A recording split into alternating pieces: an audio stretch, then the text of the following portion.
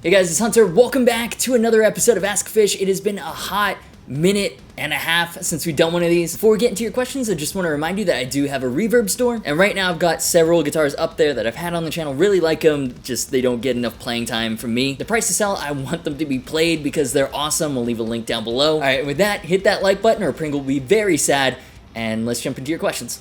Favorite tuning when writing? Currently, drop B.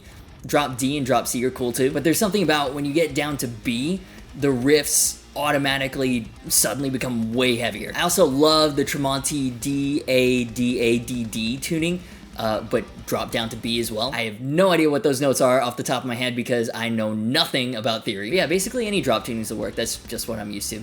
Hey, what do you think about the new ESP LTD 2021 guitars? Okay, so you guys know I love ESP and LTD guitars, but more than that, I look to them as the benchmark as to what features will be big in guitar for the upcoming year, right? Because they're a massive mainstream company in the industry that tends to embrace modern features pretty much before anyone else. They were early adopters of Fishman Fluence, of Evertune. They started putting them in import production models while the forum cork sniffers were still arguing about whether or not those features were just gimmicks. Anyways, the point is they seem to dictate the trends when it comes to modern guitars, so it's always exciting to see what they're doing with the new lineups. And it's almost about that time when we start seeing leaks and previews of next year's models. So obviously this year there's no Winter NAMM, big sad, so instead ESP is doing their own virtual event called ESP Presents 2021. They've been doing sneak previews of the new models, and just last night at the time of filming they released 4 videos on 4 new 2021 LTD models. So far, we have an H1001 in Violet Andromeda Burst with Seymour Duncan Sentient Pegasus pickups, an EC1000T in Satin Tobacco Burst with Fishman Fluence Open Core Classics, an MH1000 in Snow White with Fishman Fluence Moderns, and finally, my favorite,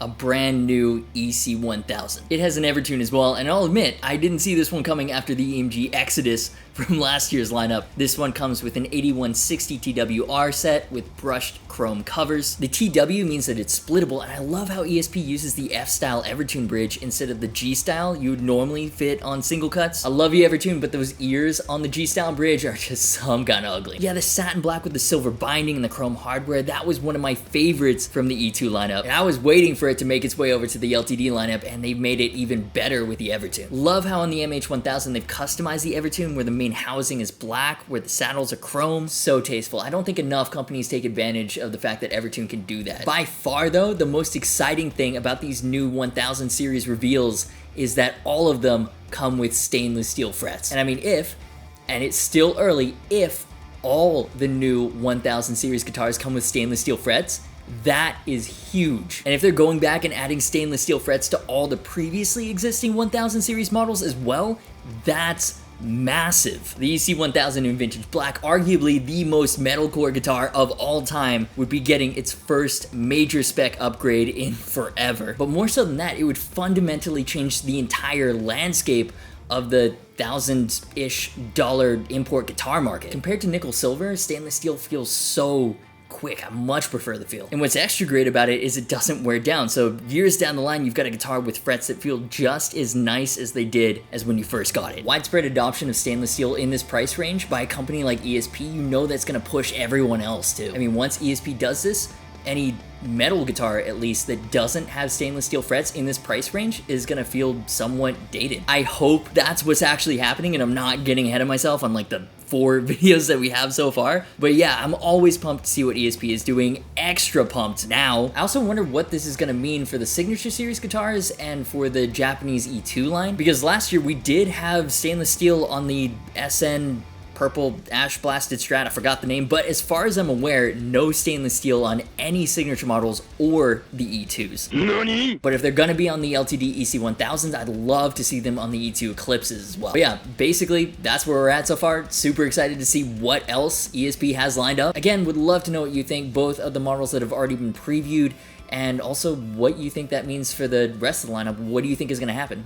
Any and all thoughts, leave them down below. Have you seen the Phase 1 2021 ESP guitar previews? They've gone stainless steel for all of their higher range LTD guitars. JK, so right after I filmed that previous segment, ESP literally just dropped Phase 1 preview of the 2021 lineup. It slaps, I'm not even gonna lie. So yeah, it looks like confirmed. all the new 1000 series and 1000 series level equivalent guitars will have stainless steel frets. So that's cool already, but let's also run through the newly revealed models. Starting out with the Eclipses, because those are my favorites, we've got two full thickness T models. The Tobacco Sunburst Satin we already knew, but then there's also one in see-through black cherry, gold hardware, and a red flame top. Okay, LTD, I see you. Fishman Fluence open core pickups as well. I mean, if you're looking for a reasonably priced full thickness single cut with stainless steel frets, this is it. In general, reasonably priced or not, who even makes full thickness single cuts with stainless steel frets? Off the top of my head, I can only really think of Schecter's 1300 Blackjack Solo 2 Custom. Other than that, you're looking at going the custom route. So I think that's going to be a real great seller for them. I'm sure there's going to be a ton of people picking them up as mod platforms. On the slimmer Eclipse front, we've got the EC1000 Evertune BB, and wow, even from the stock photograph, I love it so much. Like every time I look at it, I'm like, damn, I wanted more. The BB stands for bold binding, and yeah, that silver metallic binding with satin black, so cool. There's also one in gold Andromeda with gold hardware and Fishman Fluence Moderns, and I've never really been into the iridescent finishes that change color depending on the angle that you look at them, but I do like what they're doing with this and the violet Andromeda from last year, where there's no neck or body binding, so it has that LP Studio workhorse kind of vibe. Speaking of workhorses, the Black Metal series has been expanded. For those unfamiliar, this is LTD's hyper minimalistic line. Satin black, single bridge pickup, no inlays, luminlay side dots. Even the logo is blacked out on the headstock. It's a whole vibe. And the EC Black Metal was already one of the most popular in the series. I've been trying to get one on the channel since 2018, but they've been consistently sold out. Doesn't sound right. Well, that's true. For 2020, LTD is adding a Floyd version. Obviously, it's the Korean 1000 series, which is the best value quality trem right now. Seymour Duncan Black Winter in the bridge, love that pickup. The Aero NT is getting a string-through version. Before, only a trem version was available. And this year, there's also an F-Style making its Black Metal series debut with an EMG 81, a Floyd 1000 series, and a kill switch. I feel like the F is one of LTD's most underutilized shapes. I mean, don't get me wrong, I hate it. I think it's super ugly, but it's instantly recognizable and there's a strong cult following behind it, so I'm glad to see that the fans' patience is being rewarded. LTD is actually doing something with it besides just entry-level models. And the Black Metal series, being the same tier as 1000 series guitars, are getting stainless steel frets as well, so man, these are going to be even harder to get than they were before. Moving on to the MH series of guitars, there's the MH1000 in Snow White that we talked about. Turns out they're doing both 6 and 7 string versions. Evertune and Fishman Fluence Modern pickups. It's almost like another color option for the Sir Headley signature, though without the neck through aspect. There's also one in dark brown Sunburst, also with the Evertune. No Fishman Fluences, they've gone with an EMG 81 62W set. I'm not really sure about that call. Like, if you want an MH1000, they're making you choose between more than just the color. Like, do you want Fishman? Well, then you have to get the white one. I don't know. Doesn't make a whole lot of sense to me. H1001, we already knew about that from the video that dropped. It's cool, I guess. It's the first LTD H to come in a satin finish. Is a fun fact. Yeah, I don't really know what to say about this one. It doesn't do all that much for me, so we move, because what LTD is doing with the TE series is pretty exciting, actually. There's a new Evertune version, which is essentially the same as last year's, but with a Koa top, but they've also added a T1000 in black Blast, which kind of sounds like a Pokemon move, but it follows the same theme as the Ash Blasted Strat released last year. The Ash body's been sandblasted, it's got a roasted maple neck and fingerboard, stainless steel frets, and the fingerboard's been scalloped from the 17th to the 22nd frets. Seymour Duncan Pegasus Sentient set, Hipshot Hardtail, I mean the specs are insane. Scalloped frets are still such a rarity on import guitars, and LTD is starting to lead that charge. I'll admit, it's not the most exciting color. I'm hoping for bright colored grain fillers and future phase previews, but for now, I'm just stoked that they're expanding this spec theme to another body shape. And they haven't forgotten about the SN series either. There's a new SN1 HT, which is almost kind of Black Metal series-esque. Black ash blasted body, roasted maple neck, and ebony fingerboard, which again has been scalloped on the higher frets, and a Fishman Fluence open core humbucker. With the super dark theme and reverse headstock, it almost reminds me of like the Squire's Skull and Crossbones Showmaster I used to have, except way better in basically every single way. There's a new super loud Aero 1000 in the very attention-grabbing candy apple red satin. I mean, pointing guitar is gonna point. And finally, there are new colors for the semi-hollow X-Tone PS1s, vintage white and pearl pink. These aren't the 1000 series level ones, so these are the only guitars in the Phase 1 preview that don't have stainless steel frets, but you know, I dig the colors. There are also new basses, and I'll be real with you, I haven't played real bass in years. MIDI and Solemn Tones Loki bass works for everything that I do. You betrayed me and the bass. Unbelievable. I'm very angry. Slap. So I don't really pay them much attention. Normally, that being said, the two basses revealed, the M4 Black Metal and the Phoenix 1004, are both shipping with stainless steel frets as well. Again, I don't really know that much about the 4-string world, but that seems like it should be a big deal for import basses, right? So yeah, personally, I'm still by far the most excited about that EC1000 Evertune BB. I mean, this is a solid preview lineup.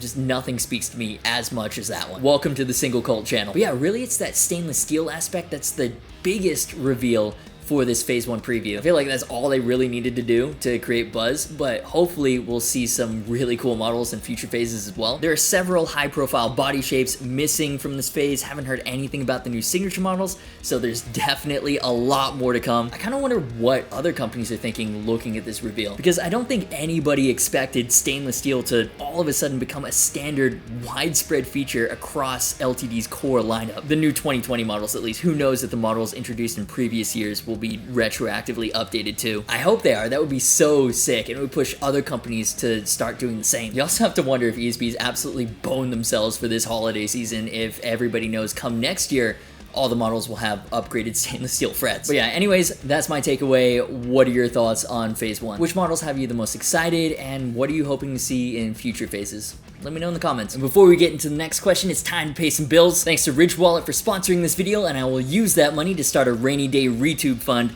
for my Triamp Mark III. So Herridge is redefining the wallet. The super compact frame has no bulge and is designed to fit in your front pocket. It's RFID blocking to thwart scammers from stealing your card information. The plates are made of highly durable materials. They have aluminum, titanium, and even carbon fiber, and there are plenty of various color options to choose from. I've been using the forged carbon design, and I am stoked on just how lightweight it is. Since I've been using Herridge wallets, it's really cut down on the amount of clutter that I carry around. It's been strangely freeing and a very unexpected quality of life improvement. If you want to see why so many people are switching over to Herridge Wallet, head on over to ridge.com/Agufish, and if you use the code Agufish, you get 10% off your order. So yeah, if that's something that interests you, click the link. It really does help support the channel. And now let's jump into the next question.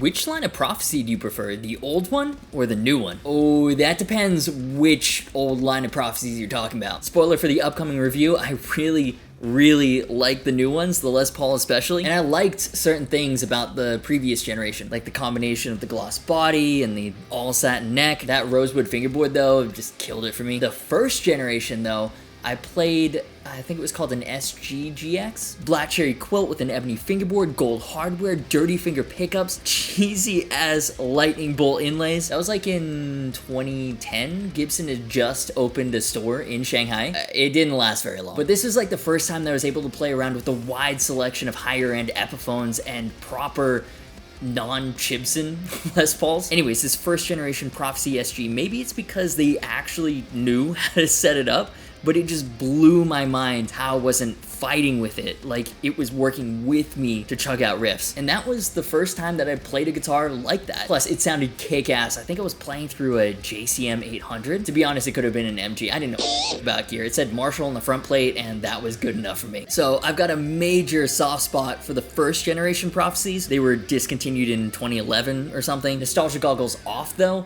The new ones are probably the better guitars. Are they producing the new Prophecy Epis in left-handed? We lefties gotta know, man. No idea, and if I did know, I definitely would not be able to tell you. What I will say is that there are some very smart people working over at Epiphone. They know they've created a really good line of guitars, and they know that there's a solid amount of demand from the lefty community. So I would guess yes, but because of the plague, who knows when it'll happen. They had a tough enough time getting the right-handed Prophecies out. So in the meantime, can we get some Fs in the chat for the lefties?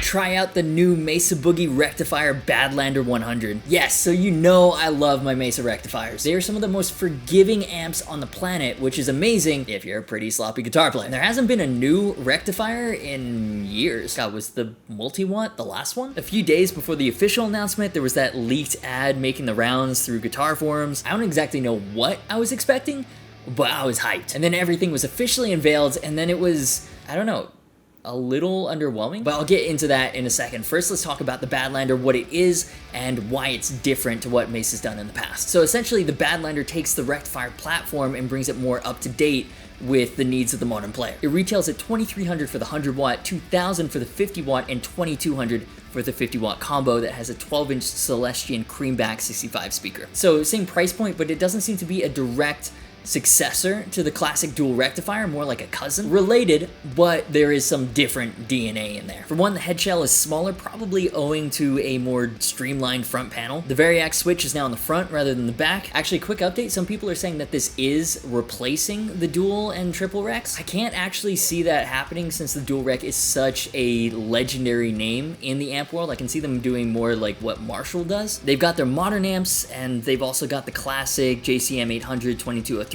in the lineup. Or like Gibson is a great example too. There's the modern collection for the contemporary players, and then the original collection that offers the same products that got the brand to legendary status. Anyways, unlike the dual rec, which has 3 separately voiced channels, the Badlander has 2. They're identical and can switch between the 3 voices: clean, crunch, and crushing. So each channel can do all the things with independent EQ, which is pretty cool. The amp has then been revoiced to deliver more saturation and a tighter low end, and it ships stock with EL34 tubes for presumably a punchier mid-range. It's a little difficult to hear through YouTube compression, but from what I've heard so far, it kicks ass. Much less fizzy than what Rectos are generally known for, and it seems like the EQ has been altered to where all the dials are actually usable. On mine, for example, the bass knob only goes to 10 out of courtesy.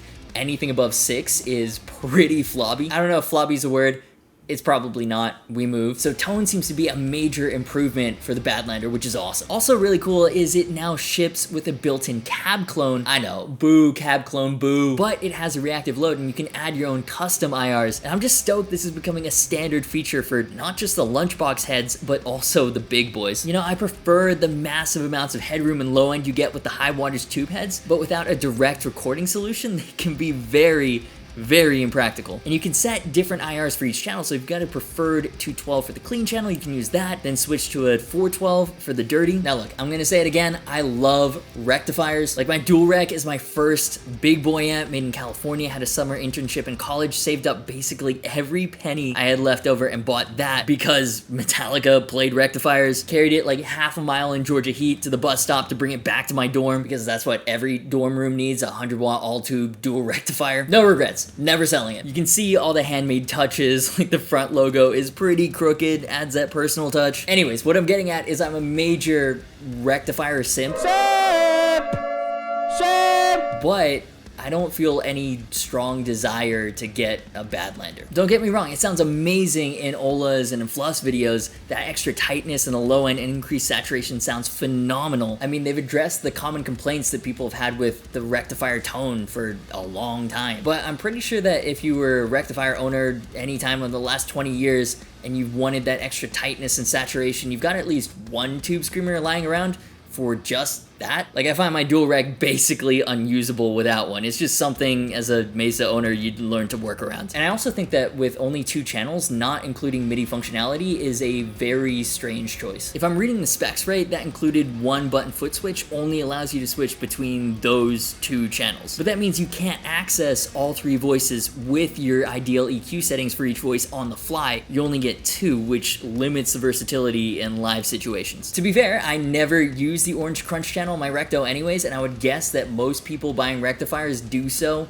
for that crushing red channel. Well, let's be honest, I might be projecting here. In general, I'm perfectly happy with a single channel and a load of gain, but I'm looking at this point in more of like a general utility sense rather than my personal use case. And not having MIDI control is a weird design choice for the people that just want one amp and can't easily access everything that it's capable of should the situation call for it. And it's especially weird when you consider that the cab clone IR, the standalone unit, does have MIDI control, so Mesa isn't unfamiliar with the technology. And I don't think lack of MIDI functionality kills this amp. Again, I just think it's a strange choice not to have included it when it makes so much sense with this feature set. So my initial reaction to the Badlander is, if you don't already own a rectifier, it's a very interesting amp. There are definitely more modern amps out there, but this is the most modern rectifier to date. Features are cool, but obviously tone is the most important, and the Badlander sounds amazing in all the demos that I've heard so far. And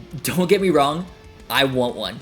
It's the latest and greatest rectifier. Just nothing here that makes me feel a strong desire to buy one when I have my dual rec. But this is where I throw the question to you. What do you think of the Badlander? If you already own a rectifier, is the Badlander something that interests you? And if you're not an existing rectifier owner, is this modern voice Badlander gonna be the amp that gets you to join the family? Any and all thoughts, I'd love to hear them down below. Did you see the new Revv generator Mark IIIs? Yeah, so this is an unusually amp-heavy episode. Can you tell that I'm getting really into amps lately? So I have wanted a big Revv amp since TGU 2018. Pikatrell and I were making a video, does distortion make all guitars sound the same? And we were running all the Harley Bentons through a Revv 100p. Well, actually the entire video was just playing some kind of monster nonstop for 5 minutes straight.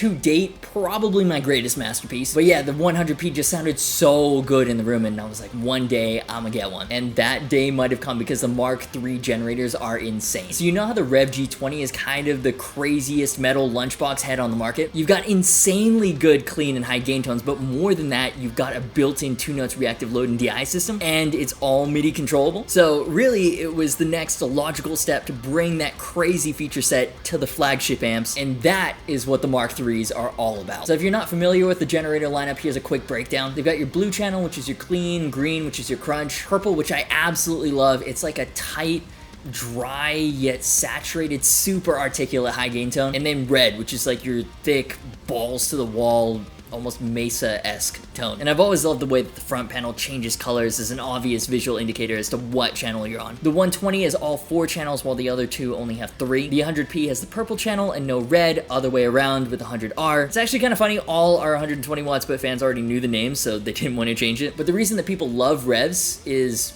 well, as Glenn Fricker puts it, it's like recording on easy mode. It's like you have to really try to get a bad tone out of them. And this new version has some revoiced channels. Revv says the green channel sounds more vintagey, it's got more gain if you need it. The purple channel now has more chunk, more saturation. The red channel's been made chunkier and angrier as well. I'm not exactly sure what that means because it was an absolute beast of a channel before, but sure, more angry, more good. The front panel looks a lot cleaner too. The old ones were kind of a mess. Little toggle switches seemingly anywhere they could put one. This one looks so much cleaner. But the embedded 2 notes is definitely the biggest upgrade over the Mark IIs. And again, I'm coming at this from a general utility standpoint. The benefit of the 2 note stuff over other competitors is the wall of sound software that you can control on the computer. Like a normal IR is static. You've got your sonic snapshot of your mic in your cab, and it works. But with the 2 note software, you can use dynamic IR, so you can manipulate the various aspects. So that's the mic, the cab, the room. You can change the EQ, add reverb, combine 2 different IRs. Basically, it transforms the Revv heads into essentially limitlessly customizable combo amps in the virtual space that you can push straight to a PA or into your DAW. I really hope I explained that well because it is genuinely insane. There's so much you can do with it to craft your own unique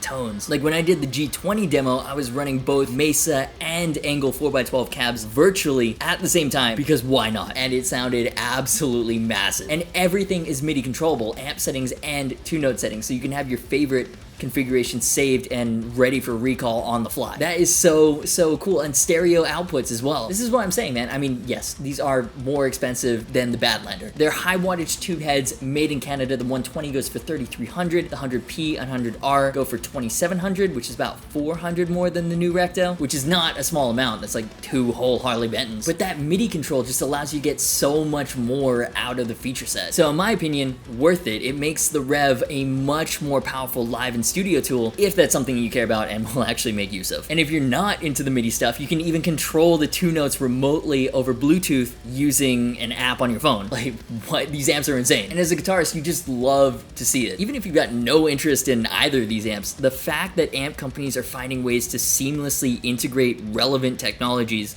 pushing each other and the tube amp, which in itself is very old tech, into the modern era, that's very exciting. So between the new Mesa and the new Revs, I know which one I'm most excited about, but what about you? And again, this might be just because I don't already own a Revv, but I also think that the implementation of the feature set is better thought out. Or do you not even care about the new tube amps and are looking forward to the Quad Cortex dropping instead? Again, I'd love to know what you're thinking. It's kind of funny, I just got the Triumph Mark III, which was like my dream amp for a while, and instead of being like, okay, I'm done, it just opened a gateway instead. Guitars are weird. And now, of course, it's time to hear from yet another adoring fan. It's the high praise of the week.